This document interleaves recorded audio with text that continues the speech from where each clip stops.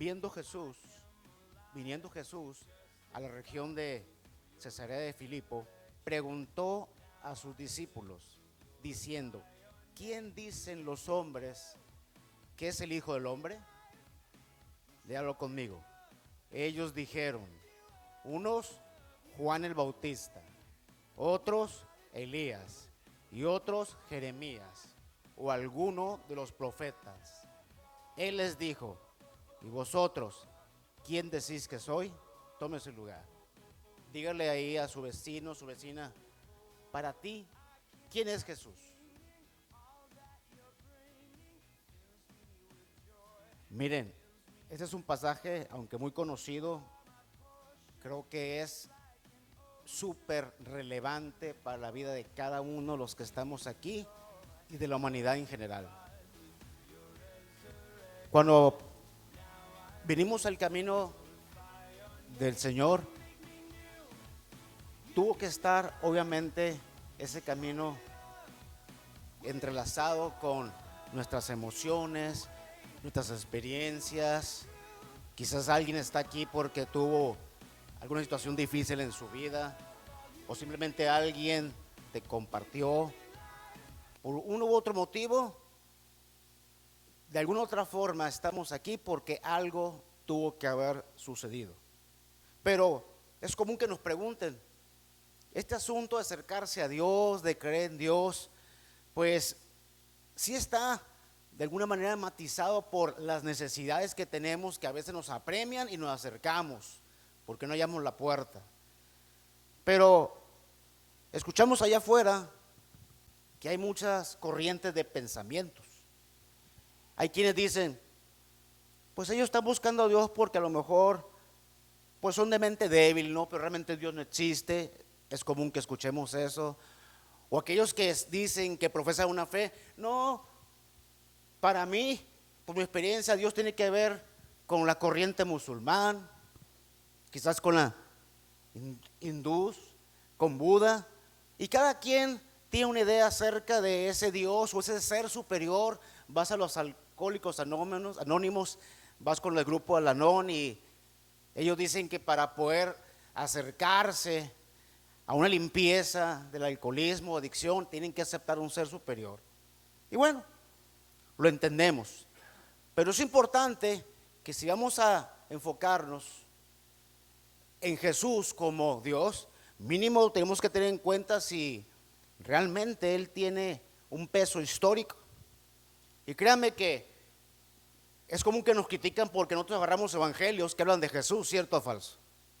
¿Y quién te dice que los evangelios realmente son ciertos? A mí se me hace que eso es un mito, es ficticio. Déjame decirte que los evangelios son posiblemente las obras más auténticas, puras y confiables de toda la antigüedad. ¿Y a qué me refiero? Fíjese lo que dice un historiador muy renombrado llamado John Robinson. La riqueza de los manuscritos y sobre todo el estrecho intervalo de tiempo entre la escritura y las primeras copias existentes hacen que sea por mucho, el texto mejor atestiguado de cualquier escritura antigua en el mundo. En pocas palabras, cuando hemos aceptado nosotros un libro como fidedigno a través de la historia, uno de los parámetros para medir que sea un libro fidedigno es que por lo menos las copias del original pues hayan sido muchas y que haya poco tiempo o relativamente poco tiempo entre el original y la primera copia. En el caso de los evangelios y las escrituras, nos damos cuenta que el tiempo es muy estrecho y hay muchas copias. Otro historiador llamado Gary Habermas, fíjense lo que él puede afirmar. Lo que generalmente se entiende es que el Nuevo Testamento tiene mucha más evidencia manuscrita de un periodo mucho más temprano y corto que otras obras, inclusive clásicas. Hay casi 6,000 manuscritos del Nuevo Testamento con copias de la mayor parte del Nuevo Testamento que datan de unos 100 años después de su escritura original. Las fuentes clásicas que nadie discute, que te enseñan en la escuela y que te dicen que tú tienes que tomarlo como que históricamente son las correctas, siempre tienen menos de 20 copias. Cada una y usualmente datan de 700 a 1400 años después de la composición del trabajo. Miren, mis queridos amigos, hermanos, aunque el contenido en los evangelios concuerda perfectamente con la vida, obra y ministerio de Jesús, hay otros historiadores escépticos que no tienen nada que ver con creer y que también hablan de ello. El historiador judeo romano del siglo I, Flavio Josefo, que estuvo en el 37 al 100 después de Cristo, describió a Jesús como un hombre sabio, si es que se le puede llamar hombre, pues fue un hacedor de prodigios y maestro de los hombres que recibían la verdad con placer.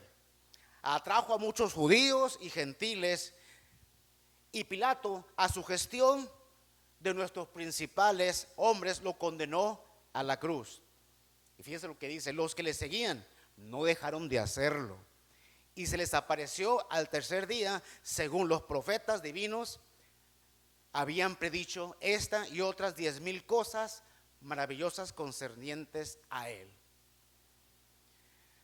Otro historiador, también escéptico, Publio Cornelio Tácito, del 55 al 120 después de Cristo, fue un político historiador romano de la época de Antonina y de Flavia, y escribió varias obras históricas, biográficas y etnográficas, entre las que destacan los anales y las historias.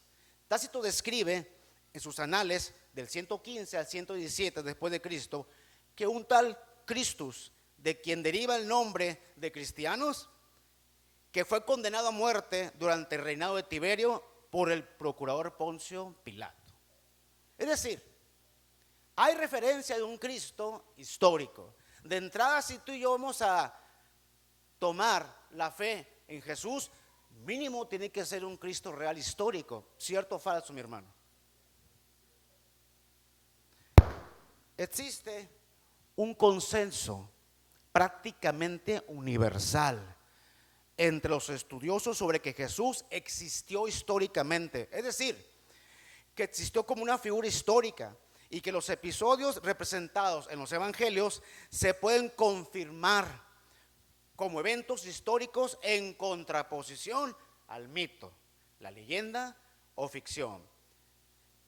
Y la ponderación de que las pruebas relativas a su vida nos dan a entender, en pocas palabras, de que es real un Cristo histórico.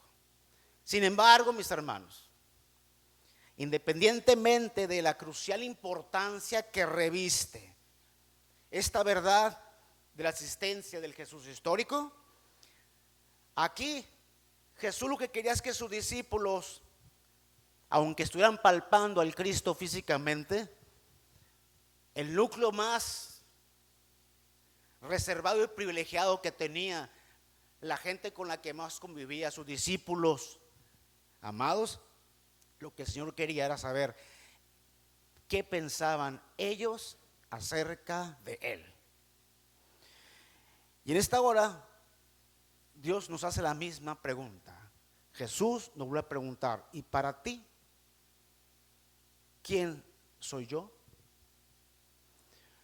Cada uno de nosotros haga esa pregunta y empiece quizás a analizar un poquito el contexto de su vida, las circunstancias por las que ha pasado, y trate de contestarse a sí mismo: para ti, ¿quién es Jesús?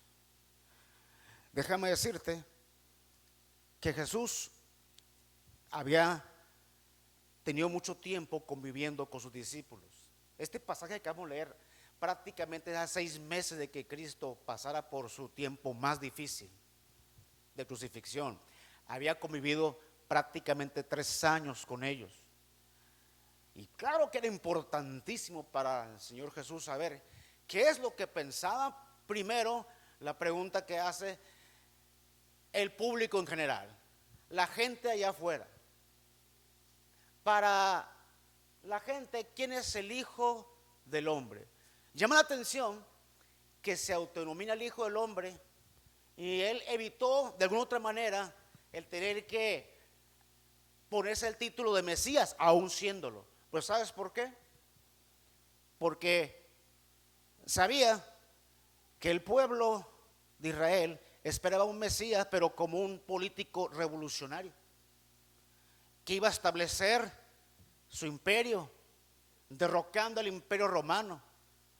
Probablemente la gente pensaba al ver a Jesús, su vida y obra y todo lo que estaba haciendo, que él era el Mesías y que no iba a tardar quizás en ponerse hasta de acuerdo con los celotas, que era una facción judía violenta, que ellos querían mediante las armas llegar a derrocar a Roma. Y Jesús en su prudencia nunca se autonominó Mesías, porque sabía que todavía no era su tiempo propiamente. Y aunque él era el Mesías, y lo sabemos porque entre otros ejemplos la mujer samaritana se lo dijo, y eso que era samaritana, Jesús se los lleva aparte, una especie como de retiro, allí donde nada te pueda interrumpir, donde realmente tengas la oportunidad de poder tener una reflexión y un cuestionamiento a ti mismo. Y les pregunta, ¿y para la gente quién dicen que es el Hijo del Hombre? ¿Y cuál fue la respuesta que vemos en la Escritura? Vaya conmigo a Mateo 16, que estamos ahí en el versículo 13. ¿Quién dicen los hombres que es el Hijo del Hombre? Quería saber la opinión pública, pero esa opinión pública tenía doble sentido. Estaba en tercera persona, pero realmente quería saber, como dice el dicho, si lo que ellos decían era revelar realmente lo que también estaban ellos creyendo. Como alguien dice, no, es que es el amigo de un amigo, dicen, ¿verdad? Para no confrontarlo directamente. Inmediatamente la respuesta fue, unos en el 16:14, que es Juan el Bautista, otros Elías y otros Jeremías o algunos de los profetas. Curiosamente, Juan el Bautista había creado mucho interés nacional. Acuérdense que el ministerio de Juan el Bautista fue un ministerio muy sonado. Es un ministerio que movió entrañas. Y cómo no, si la palabra dice que él había sido llamado para preparar el camino del Señor, para enderezar sus sendas. Pero sin embargo conocemos la historia. Herodes había hecho decapitar a Juan el Bautista, pero probablemente no lo publicó en el diario, ni lo difundió. ¿Por qué? Porque tenía temor, porque se ve que tenían a Juan por profeta. Pero conocemos la historia, que lo manda a decapitar por causa, ¿verdad?, de la hija de Herodías. Pero bueno, él mantuvo silencio, pero ya la gente había conocido acerca de este hombre tan especial, Juan el Bautista.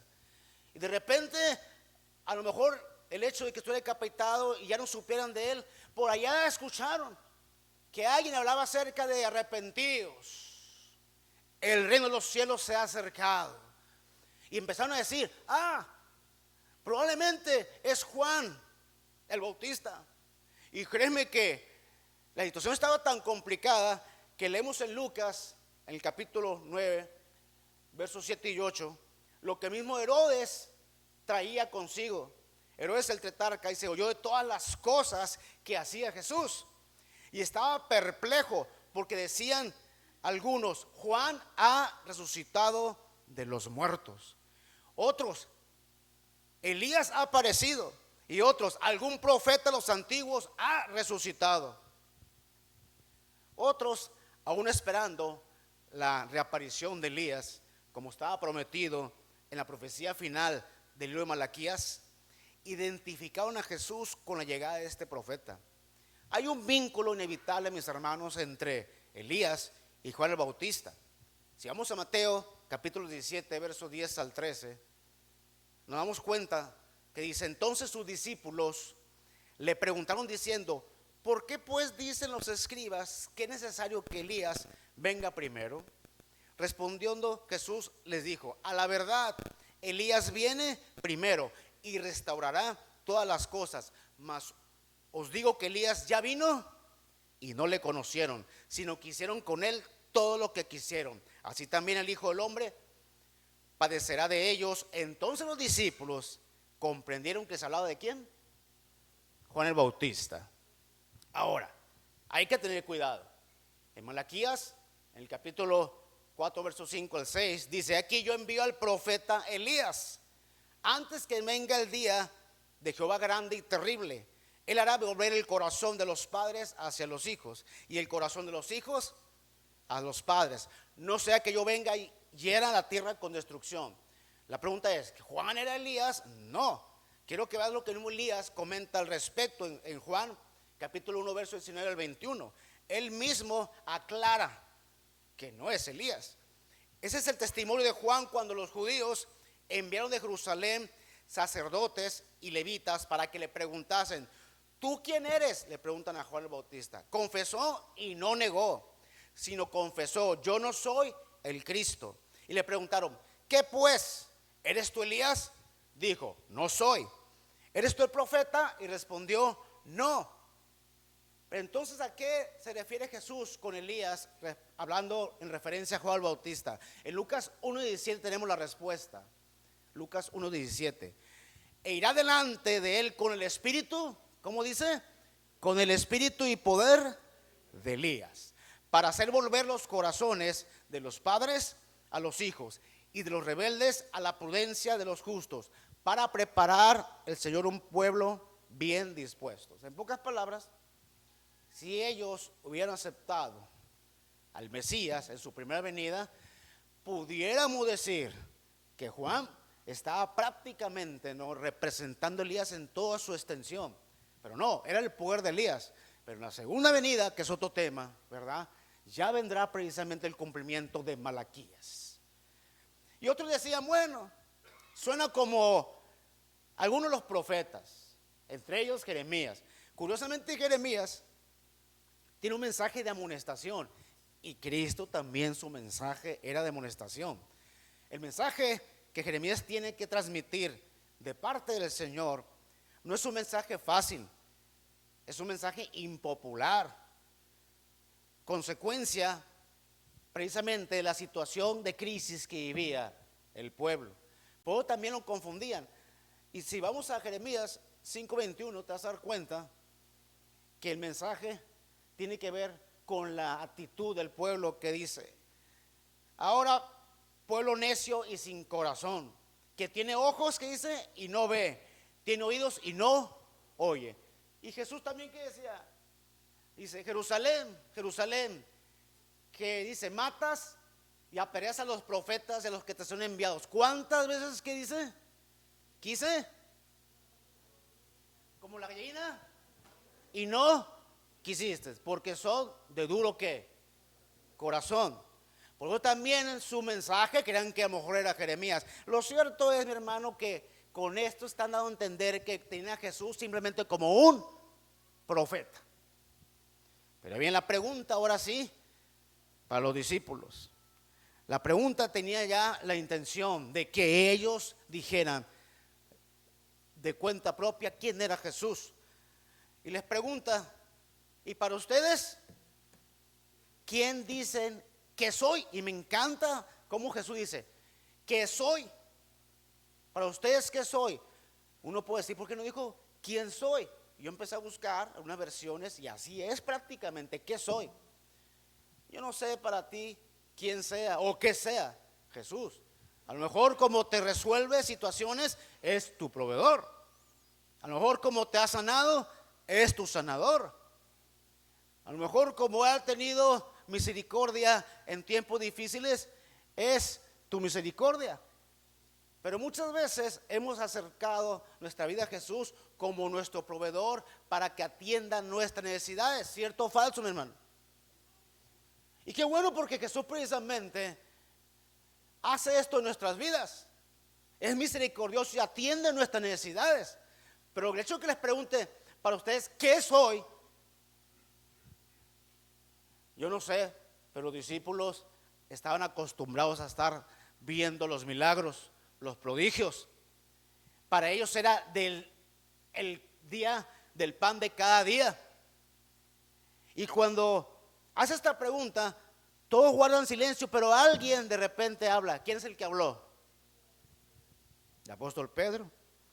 Y en Mateo 16 y 7 dice, respondiendo Simón Pedro, dijo: tú eres el Cristo, el Hijo del Dios viviente. Y le contesta el Señor: bienaventurado eres, Simón, hijo de Jonás, porque no te lo reveló carne ni sangre, sino mi Padre que está en los cielos. Como podemos ver, mis queridos hermanos, Pedro respondió acertadamente. Sin embargo, Jesús le aclara el motivo de su acertada respuesta, el cual es completamente ajeno al entendimiento natural de Pedro. Podemos comprobarlo porque si te vas 4 versículos después, en Mateo 16, 21 al 23, cuando quiso Pedro hacérsela de héroe, vestirse de héroe, fíjate lo que sucede. Desde entonces comenzó Jesús a declarar a sus discípulos que le era necesario ir a Jerusalén y padecer mucho de los ancianos y de los escribas y ser muerto y resucitar al tercer día. ¿Qué hizo Pedro entonces? Dígalo conmigo. Entonces Pedro, tomándolo aparte, comenzó a reconvenirle, diciendo: Señor, ten compasión de ti, en ninguna manera esto te acontezca. O sea, creyó Pedro que, como ya le habían dicho, oh, qué respuesta tan acertada, bienaventurado eres porque tú dijiste que soy el Cristo, el Hijo del Dios viviente. Se las creyó como que eran de su cosecha. Y 4 versículos después, cuando empieza a reconvenirle para que no le suceda todo esto de que iba a padecer el Cristo, ¿qué le contesta el Señor Jesús? Quítate delante de mí, Satanás. Me eres tropiezo porque no pones la mira en las cosas de Dios, sino de los hombres. Esta situación deja en claro que la confesión que Jesús es el Cristo no era cosecha de Pedro. Había una intervención distinta. Era la intervención de ¿quién? Del propio Espíritu de Dios en Pedro. Ahora en Éxodo capítulo 33, 18, quiero que veamos algo interesante. Él entonces dijo: te ruego que me muestres tu gloria. Estamos hablando de Moisés. Y dijo aún Jehová: he aquí un lugar junto a mí, y tú estarás sobre la peña, y cuando pase mi gloria, yo te pondré en una hendidura de la peña, y te cubriré con mi mano hasta que haya pasado. Después apartaré mi mano y verás mis espaldas, mas no se verá mi rostro. Si alguien había tenido la oportunidad de tener una experiencia sobrenatural, era Moisés. Y uno puede decir, con esa experiencia sobrenatural, ya es más que suficiente como para que él tuviera completamente una trayectoria intachable. Pedro se había emocionado porque le dijeron que había contestado acertadamente, y después le dijeron que era ¿qué? El diablo que lo estaba dirigiendo, ¿verdad? Y ahora fíjense lo que dice Números en el capítulo 20, 1, 2 al 4. Hablando acerca de Moisés.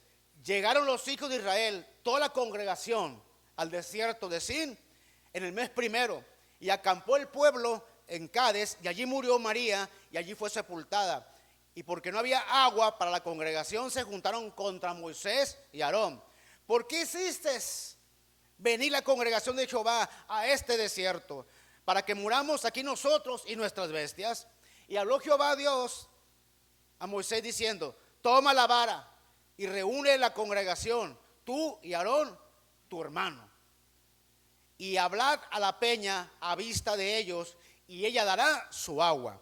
Y le sacarás agua en la peña y darás a beber a la congregación y a sus bestias. Entonces alzó Moisés su mano y golpeó la peña con su vara 2 veces. Y salieron muchas aguas, y bebió la congregación y sus bestias. Y Jehová dijo a Moisés: y Aarón, por cuanto no creíste en mí para santificarme delante de los hijos de Israel, por tanto no meteréis a esta congregación en la tierra que les he dado. Es decir, algo estaba sucediendo que de alguna otra manera todavía no se puede conocer, ni aunque te muestren las espaldas, en el caso de Moisés, a Dios directamente. Siempre hay algo para nuestra enseñanza. Y fíjate el caso de Abraham. Abraham es el padre de la ¿qué? Y fíjate lo que dice en Génesis 16, del 1 al 2. Hay dos situaciones muy interesantes e inquietantes. Sarai, mujer de Abraham, no le daba hijos. Ella tenía una sierva. ¿Te acuerdas de esta historia? Una sierva egipcia llamada Agar. Dijo entonces Sarai a Abraham: ya ves que Jehová me ha dicho que voy a tener ¿qué? Descendencia, pero aquí estoy estéril, dice. Te ruego pues que te llegues a mi ¿qué? Sierva, quizás tendré hijos de ella. ¿Y qué hizo Abraham? De manera abnegada, sacrificada. ¿Qué es lo que hizo Abraham? Me lo está diciendo mi mujer. A lo mejor no hay que discutirle. ¿Y se llegó a quién? A la esclava. Y tú te das cuenta que le vueltas tantito atrás al pasaje y les había prometido el Señor un hijo. ¿Y que iba a tener qué? Descendencia, como las estrellas de qué? Del cielo. Pero bueno, conocemos las consecuencias de este hijo que vino de Ismael. Pero quiero que vayas conmigo a Génesis 20, el 2 al 6. Abraham, el padre de la fe, lleva a su esposa Sara y tiene temor de que le puedan hacer algo porque es una mujer hermosa, ¿no? Y dice Abraham de Sara, su mujer: es mi hermana. Y Abimelech, rey de Gerar, envió y tomó a Sara. Pero Dios vino a Abraham en sueños de noche y le dijo: he aquí, muerto eres a causa de la mujer que has tomado, la cual es casada con marido. Mas Abimelech no había llegado todavía a ella, no se había acostado. Y dijo: Señor, ¿matarás también al inocente? No me dijo él: mi hermana es. Y ella también dijo: es mi hermano. También le dijo el Señor: con sencillez de mi corazón y con limpieza en mis manos he hecho esto. Ciertamente lo he hecho con limpieza. Por eso obviamente vine contigo. Pero a causa de esto tuvo que Abraham orar por ellos para quitar la maldición que se venía a ellos. Y uno puede decir: bueno, pero es que no echó mentiras. Finalmente pues sí era su hermana, ¿verdad? Era hermana por una parte de la línea, no la otra. Pero ¿con qué intención lo hizo Abraham? Eso nos habla de que aunque es el padre de la fe, también se le barrió. ¿Cierto o falso, mi hermano? Tener experiencias sobrenaturales no es garantía de creer. A pesar de haber siempre convivido con Jesús, sus discípulos habían sido testigos presenciales y sin embargo no creían en su divinidad. En Juan 14, vamos a leer lo que dice la palabra 8 al 9. Felipe le dijo: Señor, muéstranos al Padre y nos basta. Jesús le dijo: tanto tiempo hace que estoy con ustedes y no me has conocido, Felipe. El que me ha visto a mí, que dice ha visto al Padre. ¿Cómo pues dices tú: muéstranos el Padre? Tenemos el caso de Nicodemo, que siendo maestro y enseñando las escrituras y las cosas de Dios, él mismo no conocía a Dios. Juan 3, 1, 7 al 10. Había un hombre de los fariseos llamado Nicodemo, principal entre los judíos. No te maravilles, le contesta el Señor, que te dije que te es necesario nacer de nuevo. El viento sopla donde quiere y oye su sonido, mas ni sabes de dónde viene ni dónde va. Así es todo aquel que es nacido del Espíritu. Estaba todo cuatrapeado Nicodemo. Tú eres maestro Israel, no sabes esto. ¿Cómo están los alumnos, verdad? Miren, mi hermano, saber quién es Jesús tiene que ver con tus experiencias por una parte, porque te va dando una imagen, pero tiene que ver más bien con el Dios revelado. Y cuando se revela, no se explica, simplemente se da. Este es un asunto espiritual. Por eso cuando le dijo a Pedro, tú eres bienaventurado, Simón y Jonás, porque te lo reveló ¿quién? Mi Padre, que está ¿en dónde? En los cielos. Pero ven el caso de Pablo, Filipenses 3 del 4 al 8. ¿Acaso conocer la escritura y leerla y saberse de memoria, recitarla y esforzarse es sinónimo de que ya conocemos a Dios? Fíjate lo que le pasa al apóstol Pablo. Yo mismo tengo motivos para confiar en mis propios esfuerzos. Estoy en la versión, la Nueva Biblia Viva. Si alguien cree que tiene motivos para confiar en esfuerzos humanos, yo tengo más. Me circuncidaron el 8º día. Pertenezco al pueblo de Israel, a la tribu de Benjamín. Soy hebreo de hebreos. En cuanto al cumplimiento de la ley, fariseo, y la he cumplido de manera irreprensible. Fui perseguidor de la iglesia en cuanto a la justicia que la ley exige. Fui intachable, pero todo aquello que para mí era valioso lo tengo ahora por basura. Pero fíjense por qué dice, con tal de poder que conocer a Cristo Jesús. Él sabía que el conocimiento de Jesús valía la pena todo lo que él tenía, dejarlo a un lado. Y en Hechos 26, de 9 al 15 dice, yo ciertamente, dice el apóstol Pablo, había creído mi deber hacer muchas cosas contra el nombre de Jesús de Nazaret. Yo encerré en cárceles a muchos de los santos, habiendo recibido poderes de los principales sacerdotes, y cuando los mataron, yo di mi voto. Y muchas veces castigándolos en todas las sinagogas, los forcé a blasfemar, y enfurecido sobremanera contra ellos los perseguí hasta en las ciudades extranjeras. Ocupado en esto iba yo a Damasco con poderes y en la comisión de los principales sacerdotes, cuando a mediodía, oh rey, está hablando con el rey Agripa, yendo por el camino vi una luz del cielo que sobrepasaba el resplandor del sol, la cual me rodeó a mí y a los que estaban conmigo. Y habiendo caído todos nosotros en tierra, oí una voz que me hablaba y decía en lengua hebrea, Saulo, Saulo, ¿por qué me persigues? Dura cosa te es dar cosas contra el aguijón. Y fíjense lo que contesta el apóstol Pablo. ¿Quién eres?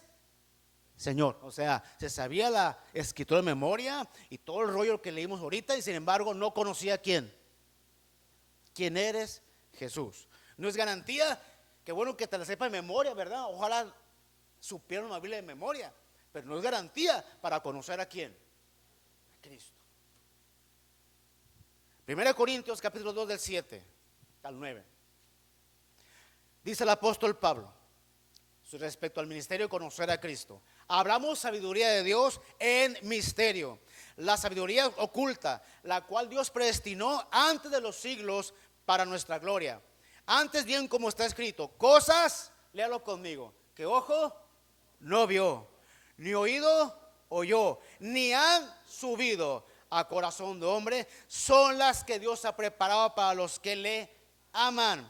Pero Dios, dígalo, nos las reveló a nosotros por el Espíritu, porque el Espíritu todo lo escudriña, aún lo profundo de Dios. Y fíjense lo que dice el apóstol, porque ¿quién dice? De los hombres sabe las cosas del hombre, sino el espíritu del hombre que está en él. Así tampoco nadie conoció a Dios, sino por el Espíritu.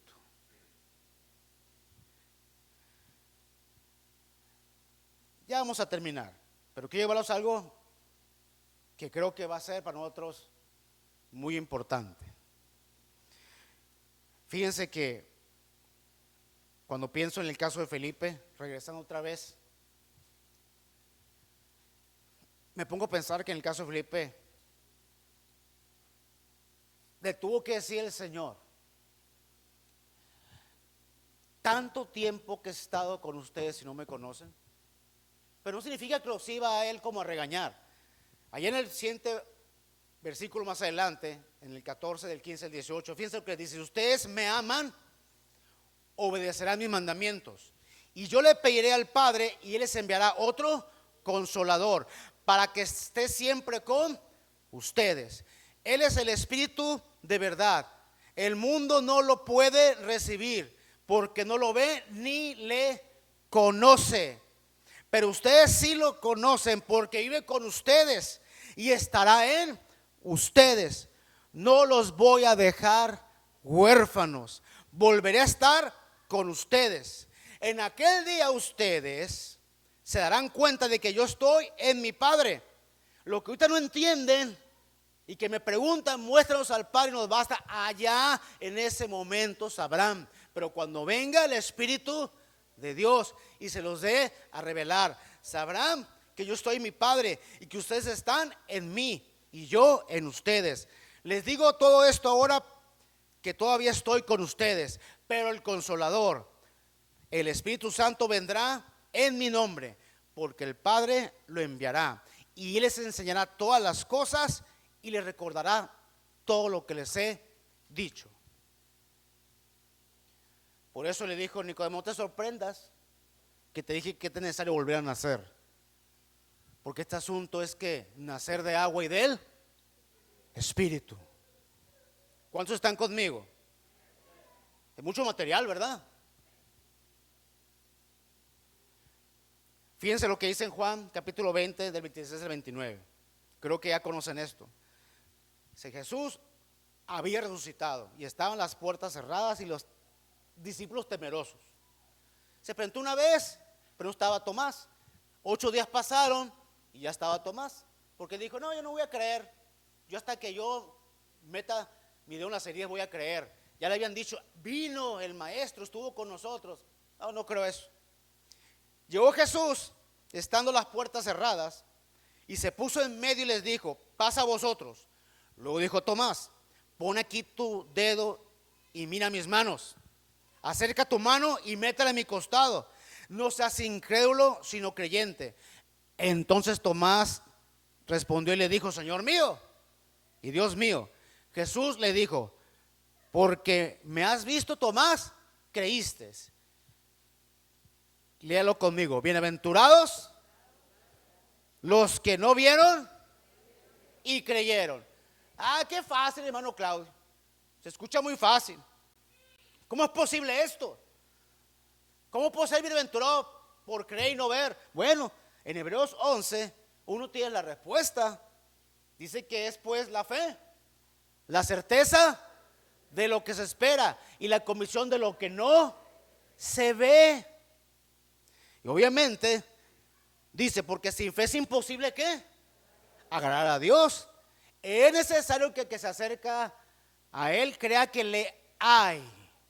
Pues sí, pero en Romanos 10:17 dice que esta fe viene por el ¿qué? ¿Y el oír por qué? Por la palabra de Dios. Y alguien puede decir, Abraham no tuvo una Biblia escrita, ¿verdad? Y es el padre de la fe. Es que hay que leer la Biblia para que venga la fe, claro. Pero es que dice la palabra que aquí su palabra es la suma de ¿qué? De todo lo que está aquí. Abraham no tenía Biblia, no tenía escritura, y sin embargo fue llamado el padre de ¿qué? De la fe. Y me pongo a pensar, ese madre que está medio loco Abraham, ¿verdad? Creía que oía, pero no. Oye, acuérdate que dice la palabra en Génesis 22, y quiero que leamos eso en 1 al 2, que después de algunos años Dios sometió a Abraham a una prueba. Abraham, llamó Dios. Aquí estoy, respondió Abraham. Entonces Dios le dijo, toma a Isaac, tu único hijo, el que amas, llévalo a la tierra de Moriah, y cuando llegues allá me lo ofrecerás en holocausto. ¿Tú crees que no pudo haber dicho ahí Abraham? No, no me está hablando Dios ahorita. Escuchaba la voz de Dios y era capaz de discernirla aún un tiempo tan difícil como querer entregar a su único ¿qué? Hijo. Cuando dice la palabra que la fe viene por oír, y el oír de la palabra de Dios, en pocas palabras, Dios quiere que escuchemos su voz. Y al escuchar su voz, después viene en consecuencia la virtud de la fe. Aprender a escuchar la voz de Dios es abrir nuestras vidas para que podamos permitir que Dios actúe directamente, obrando por su Espíritu en nosotros. No hay otra manera. El milagro del nuevo nacimiento es ese. Qué bueno que tú y yo podamos decir, yo acepté a Cristo como mi único suficiente Salvador y yo le conozco. Pero déjame decirte que se habla del comparativo nacimiento, porque yo no le puedo decir a un bebé antes de nacer que él tome decisiones. ¿Qué van a hacer? Un 10 de marzo, ¿verdad? De tal año. No, simplemente porque no está. El nacimiento es un milagro. No tiene que ver con tu decisión, tiene que ver con la operación del Espíritu engendrando la nueva vida en ti y en mí. Pero para eso tiene que ser nuestras vidas simplemente en disposición. Dice que Él pone en nosotros el querer como el hacer, por su buena voluntad. Hasta yo ponerme en disposición es porque Dios así lo permite. Y no es que yo sea una marioneta, ¿verdad? Pero sí, es una realidad de que así es, porque nosotros no buscamos a Dios, nadie busca a Dios. ¿Cuántos están de acuerdo conmigo? Oír la voz de Dios trae consigo la virtud de ese regalo precioso y es espiritual. Mira, cuando pienso en esto me acuerdo del endemoniado gadareno. ¿Quién se acuerda del endemoniado gadareno? Vamos a Lucas 8:26. Arribaron a la tierra de los gadarenos, que está en la ribera opuesta a Galilea. Al llegar él a tierra, vino a su encuentro un hombre de la ciudad endemoniado desde hacía mucho tiempo. No vestía ropa, ni moraba en casa, sino en los sepulcros. Este, al ver a Jesús, lanzó un grito y postrando a sus pies exclamó a gran voz diciendo: ¿qué tienes conmigo, Jesús, Hijo del Dios Altísimo? Fíjense, reconocía que era Jesús, el Hijo del Dios. ¿Qué? Y te pregunto, ¿estaba el Espíritu Santo revelándole al endemoniado eso? No. Tú y yo podemos creer en la existencia de Cristo, el histórico, y decir, sí, yo creo que Él es Dios, pero si no hay el milagro del nuevo nacimiento, no vamos a poder conocer a Dios como Él quiere que le conozcamos. Dice la palabra sobre esto, haciendo alusión al endemoniado gadareno. Fíjate, Santiago 2:19. ¿Tú crees que Dios es uno? Bien haces. También los demonios creen y tiemblan. ¿Qué ocupo entonces? Si todo espíritu que no confiesa a Cristo, que es venido en carne, es el del anticristo. No iba a confesar eso el endemoniado. Pero si tú y yo podemos tener el privilegio, es porque creemos en Dios, pero porque su Espíritu está haciendo la diferencia. Quiero cerrar con el caso de Juan el Bautista. Ponte de pie. Juan el Bautista, con el espíritu de Elías. Dice la Escritura que los discípulos de Juan le dieron las nuevas de todas estas cosas y llamó Juan a 2 de sus discípulos. Estaba ya encarcelado y los envió a Jesús para preguntarle: ¿eres tú el que había de venir o esperaremos a otro? El mismo Juan, el que había nacido y desde el vientre de su madre Isabel había sido lleno del Espíritu, aquel que decía: yo soy esa voz que clama en el desierto, aquel que cuando vio a Jesús dijo: he aquí el Cordero de Dios que quita el pecado del mundo. Ahora le estaba mandando a preguntar que si él era el que había de venir o tenían que esperar a otro. Dice, cuando los hombres vinieron a él, dijeron: Juan el Bautista nos ha enviado a ti para preguntarte si eres tú o hay que esperar a otro. En esa misma hora, ¿sabes qué hizo Jesús? Sanó a muchos de enfermedades, plagas, de espíritus malos, y a muchos ciegos les dio la vista. Y respondiendo Jesús le dijo: id a hacer saber a todos y a Juan lo que habéis visto y oído. Los ciegos ven, los cojos andan, los leprosos son limpiados, los sordos oyen, los muertos son resucitados, y a los pobres es anunciado el evangelio, y bienaventurado es aquel que no haya tropiezo en mí. Os digo, me encanta lo que Jesús dijo. ¿Ven la actitud de Juan? No le iba a criticar. Os digo que entre los nacidos de mujeres no hay mayor profeta que Juan el Bautista. Entonces, ¿por qué dudó? Pero aclara, pero el más pequeño en el reino de Dios mayor es que Juan. ¿Sabes qué diferencia hay entre Juan y nosotros? Que ahora su espíritu hace la diferencia en nuestras vidas.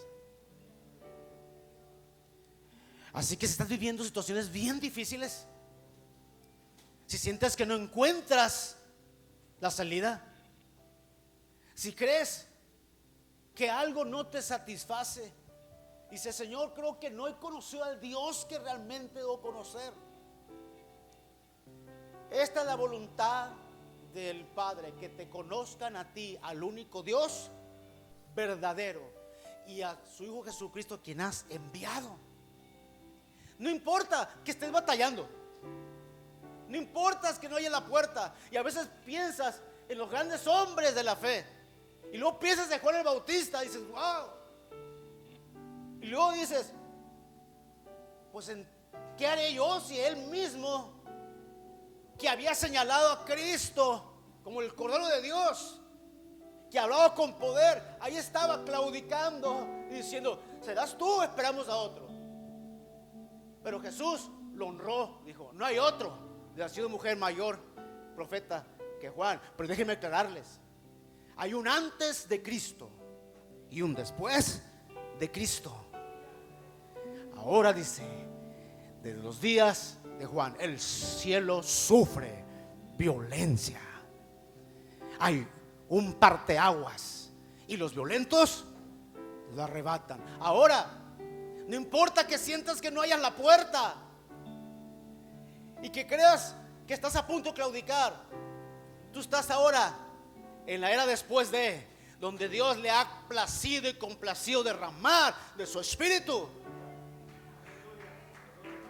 Te digo algo, alguien dice: el diablo no es diablo por malo, sino por ¿qué? Por viejo. ¿Cómo voy a poder yo lidiar contra el diablo si tiene más de 6,000 años de experiencia? Y yo aquí ando batallando, pero estoy conociendo de las cosas de Dios. Déjame decirte que dice la palabra que no hay comunión, la luz con las tinieblas, ni Cristo con Belial. El diablo sabe, entre comillas, por su experiencia, pero él no conoce de Dios. Y si un instante, un nanosegundo, Dios interviene con su espíritu en tu vida, es más que suficiente, porque Dios se está revelando a ti y tú tienes todas las de ganar. Él no puede hacer nada. No temas. Conocer a Cristo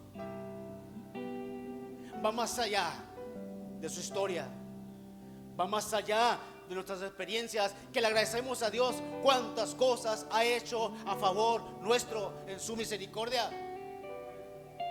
El conocer a Cristo tiene que ver con el milagro precioso del nuevo nacimiento por su espíritu, que ha querido derramarlo, y derramaré de mi espíritu sobre toda carne. Y yo, como Señor, puedo agradarte. Oh, no te preocupes, dice la palabra. Pondré mi espíritu y haré que andes en mis mandamientos. Dice: si me amáis, guardad mis mandamientos. Y Señor, así que tengo que guardarlos para poder demostrarte que te amo. No.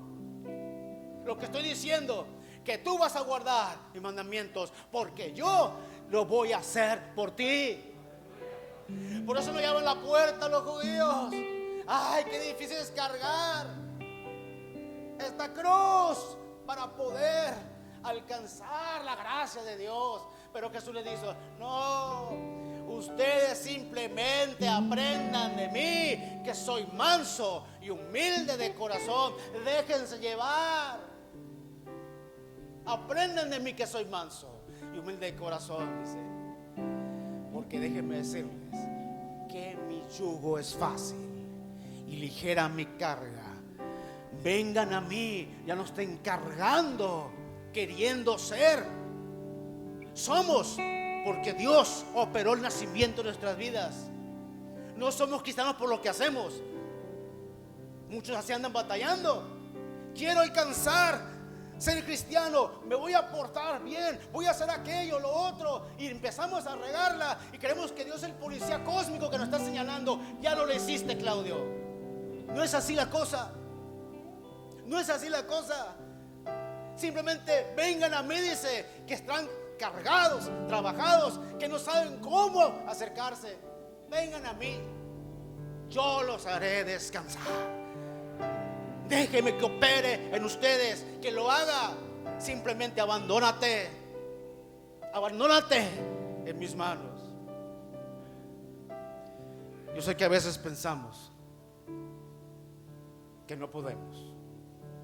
Por eso es la buena noticia. Ser cristiano, mi amigo, mi amiga, mi hermano, no es difícil, es imposible.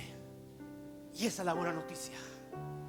Porque vas a poder tú abandonarte, ya no vas a luchar, ya no estés en enemistad con Dios. Acércate a Él, deja el que lo haga. Y cuando empiece el Espíritu a trabajar en tu vida, vas a decir: oh, que me pregunte el Señor. Y para ti, ¿quién es el Hijo del Hombre? Serás uno con Él. Levanta tus manos, dile al Señor: